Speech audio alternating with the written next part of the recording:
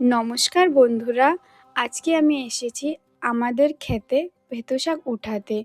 আজ আমি বানাবো ভেতো শাকের দারুণ একটা রেসিপি। প্রথমে আমরা টপে জল নিয়ে নেব ভেতো শাক কটাকে ধুতে। বন্ধুরা, আমি ভেতো শাক কটাকে পয়লার থেকেই কেটে বেছে নিলাম। তারপরে আমরা কড়াইটাকে গ্যাসের উপর বসিয়ে নিলাম। এবার আমি নেব মাছের মুন্ডু, যেতে আমি ভালো করে হলুদ আর নুন লাগিয়ে নেব। এবার আমি মাছের মুন্ডুটাকে ভালো করে লাল লাল করে ভেজে নেব।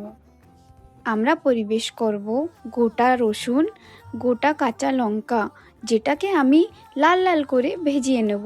এরপর আমি ডালবো ভেতো শাক, যেটাকে আমি ভালো করে ভেজিয়ে নেব। তারপর আমরা ভাজা শুকনো লঙ্কা জিরে শিলির পর বেটে फिर मेरे दिमाग की बत्ती घर घर घर घर घर घर घर এইবার বাটাটার মধ্যে সরষের তেল দিয়ে দিলাম। দেওয়ার পর আমরা একে ভালো করে মেখিয়ে নিলাম। এবার বাড়ি এটাকে খেয়ে দেখান। এবার আমরা আনবো ভাত সাথে। ধন্যবাদ। দাঁড়ান দাঁড়ান দাঁড়ান, আপনারা তো আমার পাতে দেখতেই পাচ্ছেন আরও একটা রেসিপি।